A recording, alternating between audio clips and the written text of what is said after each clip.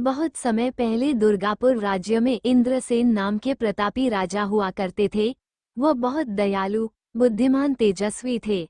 उनकी प्रजा अपने राजा का बहुत आदर सम्मान करती थी, क्योंकि वो अपनी प्रजा की जरूरतों का पूरा ध्यान रखता था, उनके दुख दर्द दूर करने का यत्न करते थे। सब कुछ सामान्य से चल रहा था, लेकिन एक दिन राजा को सूचना मिली कि एक बाघिन वन से बाहर निकल उनके राज्य की सीमा में आ गई है। कुछ निवासियों को मार दिया है और कुछ को घायल कर चुकी है। ये सुनकर राजा इंद्र अपनी प्रजा की रक्षा के लिए अपने कुछ सिपाहियों को लेकर उस बाघिन के शिकार के लिए निकल पड़े। जंगल में काफी खोजने के बाद भी वह नहीं मिली, लेकिन राजा उसकी खोज में जंगल में बढ़ते जा रहे थे। आगे घना जंगल देखकर सिपाही ने कहा, महाराज, आगे घनघोर जंगल है, अंधेरा होने को है, हमें लौटना चाहिए।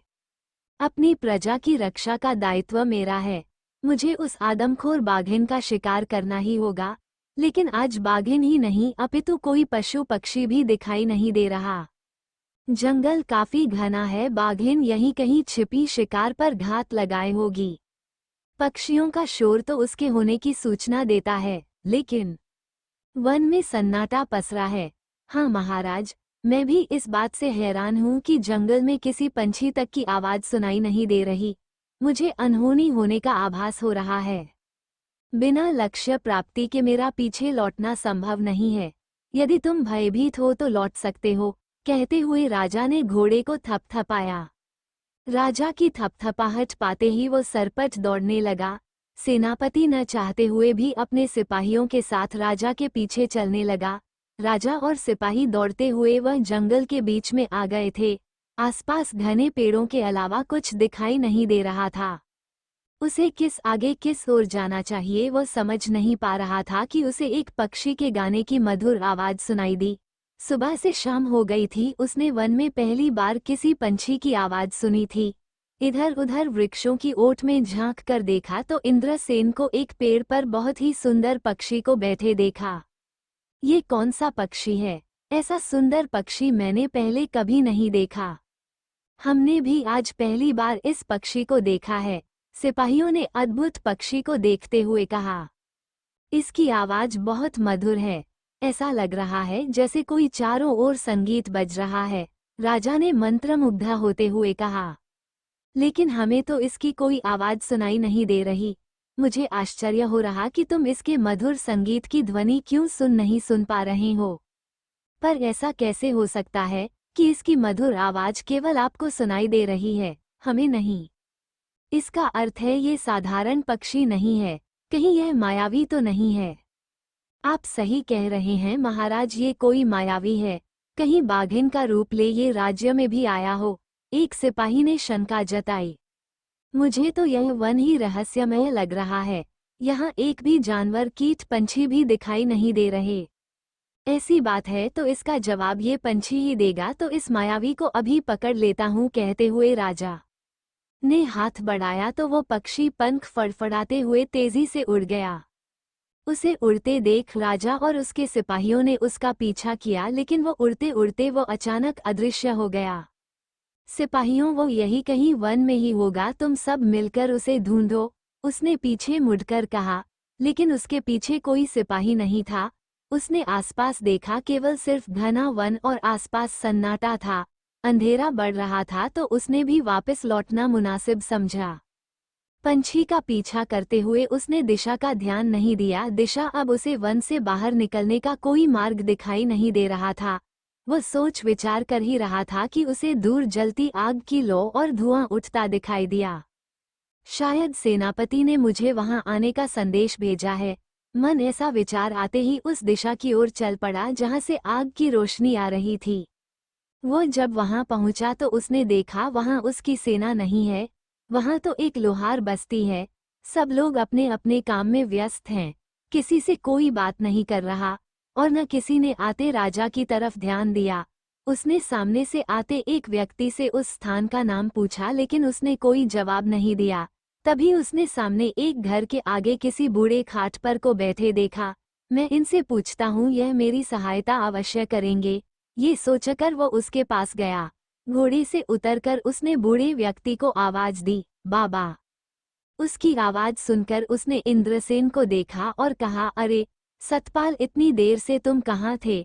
ये सुंदर घोड़ा तुम्हें कहाँ मिला? बाबा, मैं मुसाफिर हूँ, रास्ता भटककर यहाँ आ गया हूँ। बाप से मस्खरी कर रहा है। जा, घर के अंदर जा, बहू और बच्चे तुम्हारा कब से इंतजार कर रहे हैं। मैं सतपाल नहीं हूँ कहने के लिए मुंह ही खोला था कि तभी बूढ़ा बच्चों को आवाज देते हुए कहता है, बच्चों बाहर आओ, देखो तुम्हारे पिता आ गए हैं। मैं पिता? इंद्रसेन ने हैरानी से अपने आप से कहा। बच्चे दादा की आवाज सुनकर बाहर निकलते हैं। इंद्रसेन को देखकर पिताजी आ गए, पिताजी आ गए कहते हुए उसकी टांगों से लिपट जाते हैं। मैं तुम्हारा पिता नहीं हूँ, उसने बच्चों को अपने से अलग करते हुए कहा। बच्चे घबराकर उसका चेहरा देखने लगे। राजा को शीघ्र ही एहसास हुआ कि उसने बच्चों के साथ गलत व्यवहार किया है। उसने बच्चों को पुचकारते हुए कहा, बच्चों, मैं भटका मुसाफिर हूँ, तुम्हारा पिता नहीं। काहे बालकन पर इतना क्रोध कर रहे हो सतपाल? मकान से एक बूढ़ी औरत ने बाहर आते हुए इंद्रसेन से कहा। वो उसकी ओर देखकर कुछ बोलना चाहता था, पर उसके कहने से पहले ही वो बोली, क्या हो गया तुझे? भोर से क्रोध में है, अब अपने बालकन को भी पहचानता नहीं। माँ जी, मैं यहाँ पहली बार आया हूँ, आज ही पहली बार आप सबको देख रहा हूँ। कहीं महुआ तो नहीं खा आया जो बहकी बातें कर रहा है? पिताजी, घर अंदर चलो, माँ इंतजार कर रही है, कहते हुए खींचते हुए झोपड़ी के अंदर ले जाते हैं। राजा को कुछ समझ नहीं आ रहा, ये सब क्या हो रहा है? ये बच्चे उसे अपना पिता क्यों कह रहे हो, और यह वृद्ध दंपत्ति भी उसे अपना बेटा बता रहे हैं। ये सतपाल कौन है? कहीं मेरा हमशक्ल तो नहीं? तभी एक सुंदर सी युवती उसके सामने आती है। उसे मदभरी नजरों से देखकर कहती हैं, क्या हुआ जी? आज बहुत देर हो गई आने में। देखो तो कब से बच्चे और हम सब तुम्हारा इंतजार कर रहे थे। इंद्रसेन उसकी बातों का कोई जवाब नहीं दे पा रहा था। वो तो बस उस खूबसूरत महिला को अपलक निहारता रहा। अब जल्दी से भोजन के लिए बैठ जाओ, आज अभी तक किसी ने कुछ नहीं खाया है, सभी तुम्हारे आने का इंतजार कर रहे थे। पहले हाथ मुंह तो वो लेने दे बहू। वो युवती पानी का लोटा लेकर आती है और उसका हाथ धुलवाने लगती है। अब भी राजा का ध्यान युवती की तरफ ही है। वो महिला भी राजा को मुस्कुराते हुए देख रही थी। इतना सौंदर्य तो पहली बार देखा है, लेकिन मैं इसकी ओर आकर्षित क्यों होता जा रहा हूँ? हाथ धोने के बाद वो अपनी पोशाक की तरफ देखता है। उसका कीमती लिबास साधारण धोती कुर्ते में बदल गया है। ये कैसे हुआ? मेरा कीमती लिबास साधारण से सूती कपड़ों में कैसे बदल गया है? क्या मैं किसी जादुई स्थान में आ गया हूँ? आप क्या सोच रहे हैं? आइए भोजन कर लीजिए। राजा को कुछ समझ नहीं आ रहा, लेकिन फिर भी वो उस परिवार के साथ खाना खाने बैठ जाता है। सतपाल बहुत थक गया होगा, जा बाहर आंगन में इसकी खाट लगा दे, पिता ने अपनी बहू से कहा। अच्छा पिताजी कहकर वो उस राजा के लिए खाट पर बिस्तर लगाने लगती है।